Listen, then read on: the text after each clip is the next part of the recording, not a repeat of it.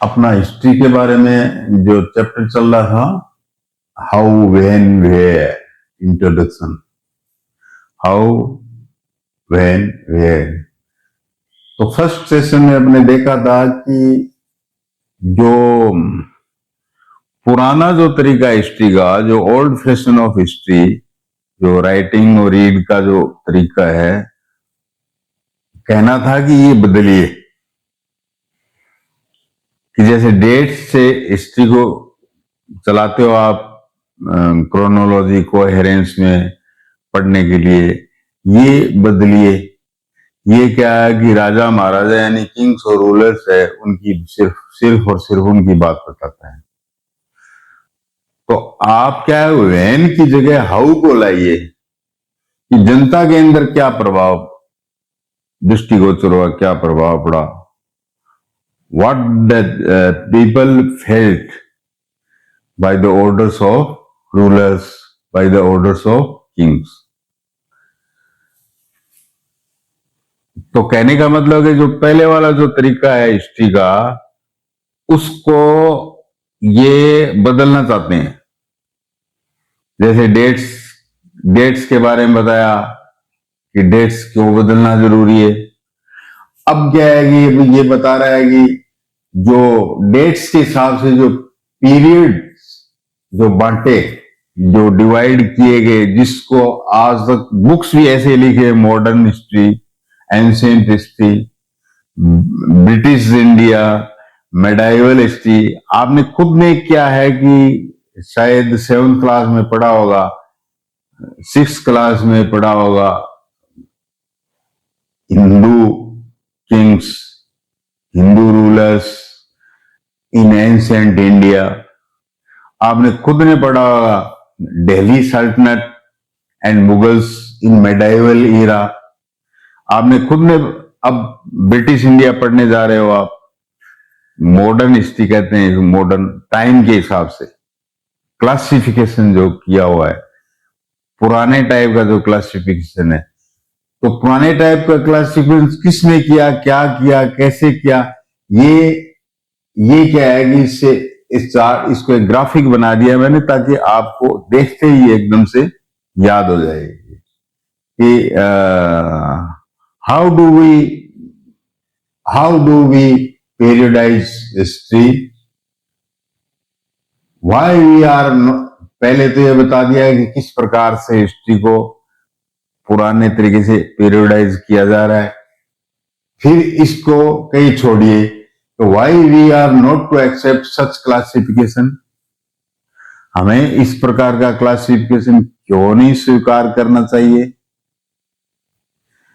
क्या स्वीकार करें? नहीं तो क्यों, बताओ, लिखो। तो देखिए, एक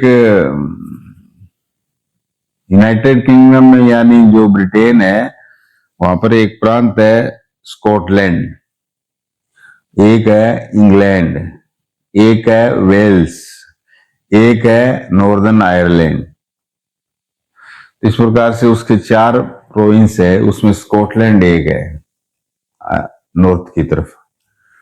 तो जो स्कॉटलैंड का वो स्कॉटिश, तो एक स्कॉटिश इकोनॉमिस्ट और पॉलिटिकल फिलोसफर हुआ वहां, जेम्स मिल नाम का 1817 में इसने, इस श्रीमान ने ब्रिटिश इंडिया की हिस्ट्री को बोला, ब्रिटिश इंडिया की हिस्ट्री, सारी इंडिया की हिस्ट्री को के बारे में ही बोला उसने, किसको 3 भागों में बांटा जा सकता है, 3 टाइम पीरियड्स, इसके 3 पीरियड्स, जो हिस्ट्री का जो पीरियड इंडिया का, उसके 3 पीरियड्स कर सकते हो आप। पहला बताया उसने हिंदू पीरियड्स, जिसमें रूलर्स जो है कि हिंदू रहे, किंग्स और रूलर्स जो है मुस्लिम्स रहे, तो वो पीरियड, वो, और उसको मुस्लिम हिस्ट्री बताया उसने। फिर बताया लास्ट में, मतलब प्लासी के वार से British India history. British India history.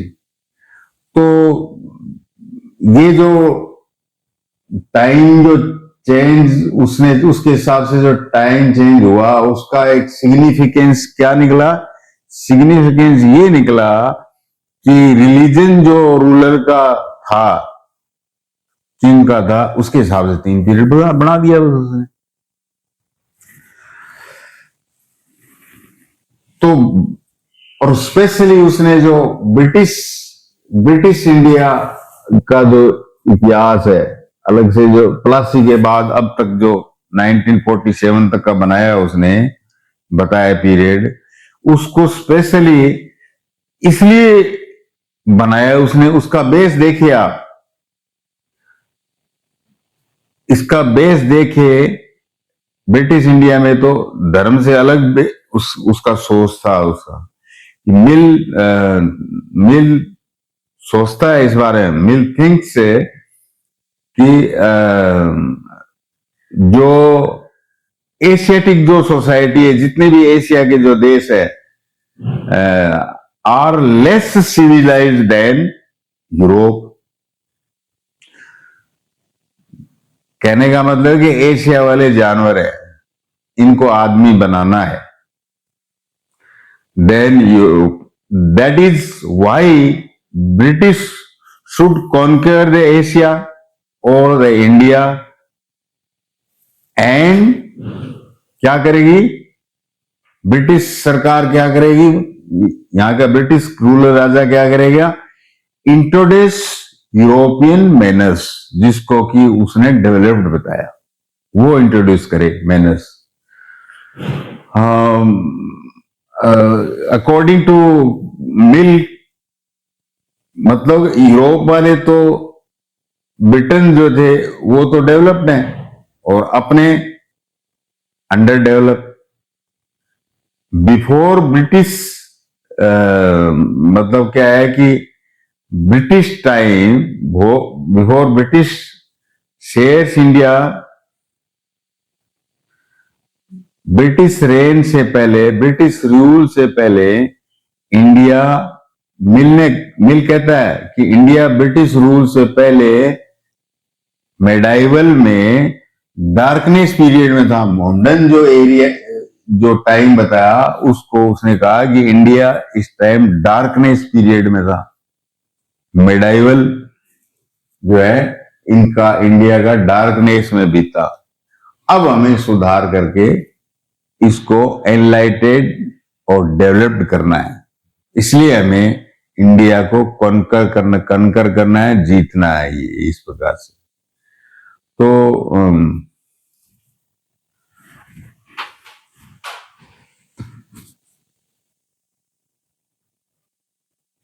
अब जो मिल ने ये बात बताई, इसका बेस जो मिल ने ये बात बताई कि इनका धर्म हिंदू था, रूलर्स का तो हिंदू धर्म, मुस्लिम था मुस्लिम, ब्रिटिश था तो इनका क्रिश्चियन, इसलिए अलग अलग टाइम कर दिया। अब कोई मिल को पूछने वाला, one can should ask to Mill that whether the Hindu kings and rulers have no different religions in that time. Even the Maurya dynasty, Chandragupta Maurya was a Jain, and his son Bindusar was Sanatani, and Bindusar's son Ashoka the Great was the Buddha. तो even Hindu में भी क्या है कि अलग अलग धर्म नहीं थे क्या? तो फिर इसकी क्लासिफिकेशन का जो बेस है वही गलत है, ये कहना चाहते हैं। क्योंकि ऐसे ऐसे तर्क तो अपने को ढूंढने पड़ेंगे ना कि प्राचीन जो हिस्ट्री है उसका जो पीरियड्स है ना वो सही नहीं है, इसलिए ये सारे तर्क ढूंढने पड़ेंगे अपने को, सारे रीजन्स और जो तर्क हैं वो ढूंढने पड़ेंगे। फिर क्या कि चलो उसने कहा कि रिलीजन के आधार पर जो जेम्स मिल ने कहा वो गलत है, हम नहीं मानते इसको। तो तो ये ब्रिटिश क्लासिफिकेशन के बिना भी क्या है कि अदर हिस्टोरियन थे, उन्होंने हिंदू रेन को एंशिएंट बताया, मुस्लिम रेन्स को मेडाइवल बता दिया, और ब्रिटिश इंडिया को मॉडर्न बता दिया। अब मॉडर्न खुद वालों को क्या है कि मॉडर्न बता दिया, इन जो अंग्रेज या और जो दूसरे लोग हैं, ब्रिटिश वालों को मॉडर्न बता दिया। वजह यह बताए कि ये तो भाई ये जो टाइम है ये मॉडर्निटी से एसोसिएट रहा है, साइंस से एसोसिएट रहा है, रीजन यानी तर्क से एसोसिएट रहा है, ग्रोथ थी, जस्टिस था, लिबर्टी थी, इक्वलिटी थी, वो भाईचारा था, फ्रेटर्निटी। इसलिए मॉडर्न बोला ब्रिटिश इंडिया। अब कोई इन इतिहासकारों को कोई समझाने वाला हो, आप समझाना कि भाई फिल्मों में तो देखते हो अंग्रेजों की हीरो इंडिया की, इंडियंस की जो आती है इस प्रकार से, कि भाई आप किस प्रकार से अपने आप को सुपीरियर समझते थे। हमें कंटेम्पररी जो ब्रिटिश रेन था उसमें ये साइंस, ये ग्रोथ, ये रीजन और ये आजादी और जस्टिस कहां मिला था?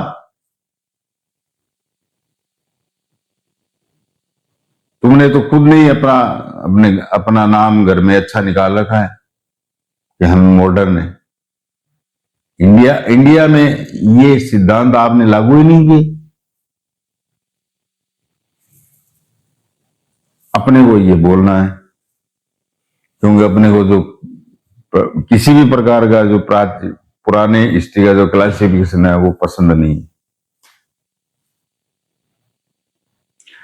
अब कुछ इतिहासकार जो है ब्रिटिश राज को जो है ना, कुछ वो कॉलोनियल कहते हैं, कॉलोनियल। उनका कहना था कि इन दिस पैटर्न और in this colonial rain British conquer India and having political power, they changed our economics, social and cultural fabrication or system. They changed our सारा सब कुछ अंग्रेजों ने चेंज कर दिया। कहने का मतलब वो सुपीरियर थे और हम सब्जुगेट हुए। We were subjugated and remained as colony. अंग्रेजों की एक कॉलोनी के रूप में रहे। जैसे एक शहर की एक कॉलोनी होती है ना, कोई एरिया होता है, मोहल्ला होता है, वार्ड होता है, उस प्रकार से हमें ट्रीट किया गया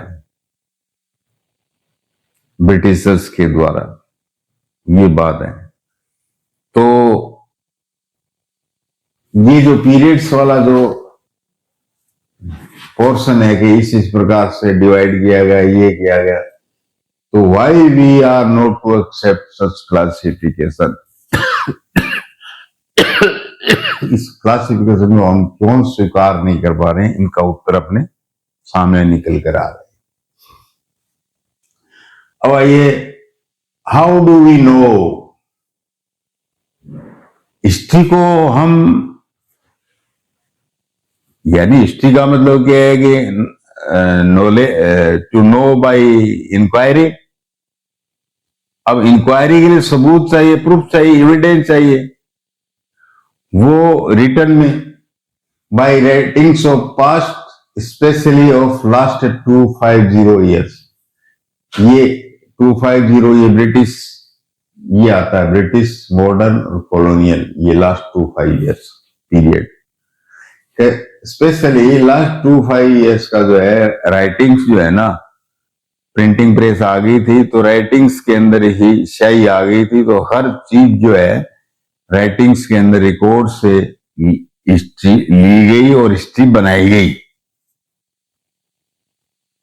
अब इसके ऊपर भी ऑब्जेक्शन उठा दिया। किस प्रकार का ऑब्जेक्शन?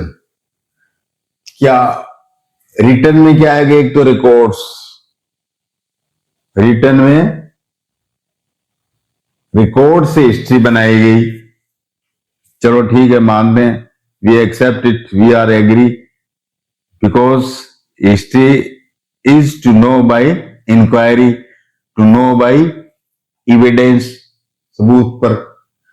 तो जो लिखित सबूत थे वो कौन से थे जिसके ऊपर ये 250 साल की या उससे पहले की जो हिस्ट्री राइटिंग्स में आई, और हमने वो हिस्ट्री लिखी, ऑथर्स ने लिखी, कि रिकॉर्ड्स में आप जो है लेटर्स ले लीजिए। मैंने इसका ग्राफिक बना दिया भाई, इससे आपको पक्का याद हो जाएगा एक एक एक एक करके आगे से आगे, कि जो आपस में जो रूलर्स और सेक्रेटरी वगैरह, जो गवर्नमेंट के एम्प्लॉइज वगैरह जो लेटर्स लिखते थे, गवर्नर जनरल वगैरह और सारे, उन लेटर्स वो रिकॉर्ड में मीमोज, कोई भी सरकारी काम, ये फाइल के काम है, जिसको कहते हैं ना कि फाइल रोक ली, सरकारी मुलाजिम सरकार में जो बैठे हैं उनका काम है फाइल रोकना। वो कैसे रोकते हैं, कोई आगे आके खड़े हो जाते हैं क्या फाइल को, या लेके भाग जाते हैं? वो राइटिंग से उसके अंदर क्या है कि ऑब्जेक्शन लगा देते हैं कि ये काम इसका नहीं होना चाहिए, उसको कहते हैं फाइल को रोकना, रेड टेपिज्म। और वो लाल सा बस्ता है, लाल फीता लगा देते हैं, रेड टेप लगा देते हैं, और ये फाइल पटक दी। अब जनता का तो काम नहीं हो रहा है, क्योंकि उसमें रिटर्न जो है ना, मीमो लिख देते थे वो, मीमोज, कि यदि ऐसा है तो ये कर दिया जाए, ये नहीं किया जाए क्योंकि इस प्रकार की नोटिंग लगा, मीमोज है, नोटिंग्स है, नोट लगा देते थे रोकने का फाइल, या काम चालू करने का नोट लगा देते, और रिपोर्ट्स बढ़ाकर आपस में भेजा करते थे कि यहाँ पर इस शहर के अंदर क्या है कि ये जो अपने खिलाफ जो लोग हैं वो ये है वो है, और इस तरह के जो लोग हैं वो नेतागिरी करते हैं अपने खिलाफ, ये करते हैं वो करते हैं, वो रिपोर्ट्स बनाकर कलेक्टर्स जो आगे भेजा करते थे। आर्काइव्स, पुरानी जो चीजें थे उनके बारे में, कि पुरानी चीजों से ये पता चलता है कि ये वो आर्काइव्स, म्यूजियम्स, पुरानी चीजें के शासन में इस प्रकार का काम है, रूल्स काम में लेते थे म्यूजियम्स। जनता इसको पसंद करती है, ऐसी चीजों को पसंद नहीं करती, ये म्यूजियम्स। रिकॉर्ड रूम्स, इन सारी चीजों को क्या है कि रिकॉर्ड रूम होता है, फाइलों का रिकॉर्ड रूम होता है। आप ये मत समझिए कि फाइल जो बन गई वो उसको डिस्ट्रॉय हो गई, जल गई। सरकार का सिस्टम होता है, सारा सब कुछ रिकॉर्ड रूम में चला जाता है, वहां से निकाल लेते हैं जब जरूरत हो तो। रिकॉर्ड रूम्स, और जो प्रिंटिंग आ गई तो प्रिंटिंग से कैलिगोग्राफी मतलब सुंदर हैंडराइटिंग, अच्छी हैंडराइटिंग, कैलिगोग्राफी, प्रिंटिंग और कैलिगोग्राफी से इनको सुरक्षित ये रिकॉर्ड्स बनाया गया। कॉपीज ऑफ रिकॉर्ड्स, जब प्रिंटिंग आ गई तो उसकी 2-2 4-4 कॉपियां रखने लगे, ताकि एक नष्ट हो जाए तो दूसरी काम में ले लेंगे। गवर्नमेंट डिपार्टमेंट्स प्रोसीडिंग्स, कार्यवाही वही फाइलों में, श्रीमान जी की सेवा में पेश है, फाइल आगे चलेगी। आगे वाला अपनी नोटिंग लगाएगा, इस काम में तो ये दिक्कत आएगी, इतना पैसा लगेगा, श्रीमान जी के सेवा में पेश है, वो आगे जाएगी। फिर फाइल श्रीमान जी की सेवा में पेश है, वो फाइल आगे जाएगी। तो एक फाइल को जिस प्रकार से सरकार में घुमाया जाता है वो गवर्नमेंट डिपार्टमेंट घुमाते हैं, उसको गवर्नमेंट डिपार्टमेंट प्रोसीडिंग्स, वो लिखित में होती है, रिटर्न में होती है। तो इन रिकॉर्ड्स के आधार पर ये 250 साल की हिस्ट्री तैयार की गई। दूसरा जो है, जो ब्रिटिशर्स थे वो सर्वे करवाया करते थे। वो सर्वे इसलिए करवाया करते थे, सर्वे का मतलब है डाटा। आज भी तो कितनी मारामारी है कि डाटा, हमारे डाटा चल जाएंगे, वो आज कौन मजबूत है, सबसे पावरफुल कौन है, जिसके पास डाटा है। तो जिसके पास डाटा, सर्वे से डाटा बनाए हैं ब्रिटिशर ने, तो ब्रिटिशर मजबूत हुए और उन डाटा के हिसाब से क्या है कि वो राज करने लगे, राज के लिए, मतलब खुद के फायदे के लिए सर्वे करवाए। ये नहीं कि हिस्ट्री लिखनी है हमें सबूत वाली, इसलिए सर्वे नहीं कराए थे। तो सर्वे अबाउट टोपोग्राफी,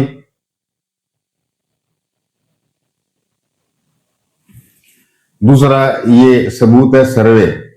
इसमें क्या है, टोपोग्राफी के लिए लो, भारत के अंदर जितनी भी जमीन ऊंची नीची प्लेन है वो इतनी कितनी है, क्या है, ये सब जो है ना, मतलब यहाँ के ब्राह्मण लोगों ने, ब्रिटिशर्स ने कहा कि हम आपका भला करेंगे। तो प्राचीन समय के जो भी नक्शे बनाए हुए थे वो लॉर्ड क्लाइव के कहने पर, रेनेल नाम का एक व्यक्ति था, रेनेल, उसने भारत का सबसे पहला नक्शा बनाया था। और इसको सौंपा किसने था, इंडियंस ने सौंपा था कि ये है हमारा भारत और आप इसे अच्छे से बना दो।